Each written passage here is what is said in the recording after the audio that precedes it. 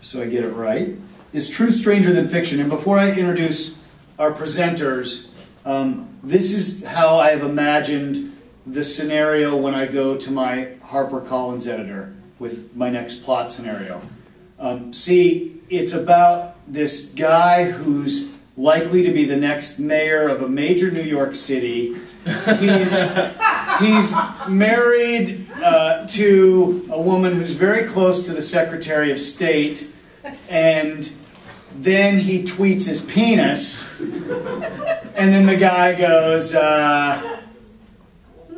too strange. What else you got? Then I go, okay, you got the next president of France. All right, so then I could do the like hacking the dead girl's cell phone / then closing the. You get the idea.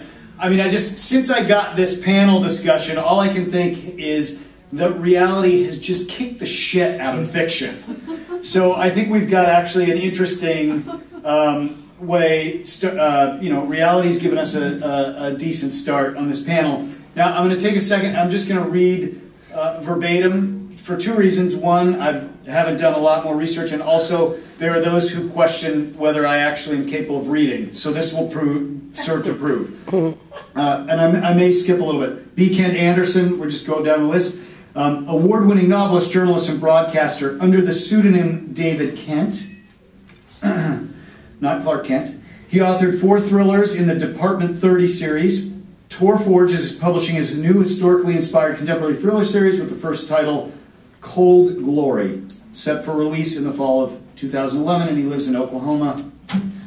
And that is all true.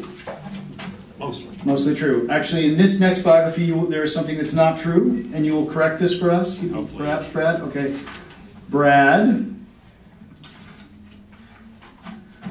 Brad Park's debut novel, Faces of the Gone, won the Nero Award. True. True. For Best American Mystery, and was shortlisted for a Shamus Award. Not true. It actually did win the Shamus. He won the Shamus Award. Unless the PWA has taken it away from me and hasn't told me, which is always possible. That's why we brought you here today. Yeah. We have news. All your friends, people who love you, want to tell you.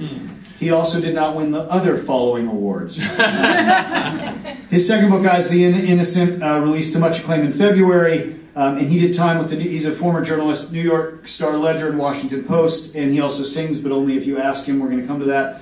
Kira Peikoff is a writer based in New York City. Her first novel, Living Proof, will hit shelves in early 2012. And I had the privilege of getting an early copy and began it, although with 2 children. I've only began it, but it really starts with a bang. So congratulations.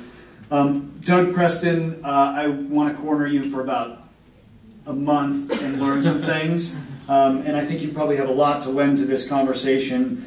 So this is the short version of a luminary's bio. Worked as a writer at the American Museum of Natural History and taught nonfiction writing at Princeton University. Haven't heard of it.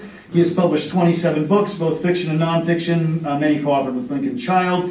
His most recent nonfiction book, The Monster of Florence, which I'm hoping we'll talk about today, is being made into a film starring George Clooney.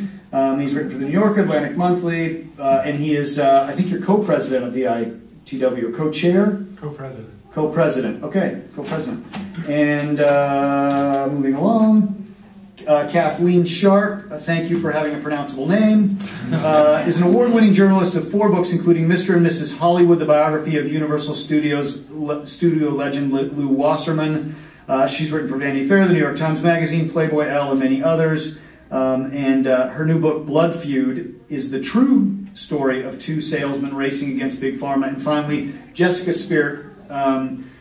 Spirit's focus is on wildlife, law enforcement, and endangered species issues. She's written for publications such as the New York Sunday Times Magazine, Audubon, and Mother Jones, and is the author of a 10-book mystery series. She recently wrote her first narrative nonfiction book upon realizing there you go, it's the name of the panel. Truth is stranger than fiction. Oh, that is so.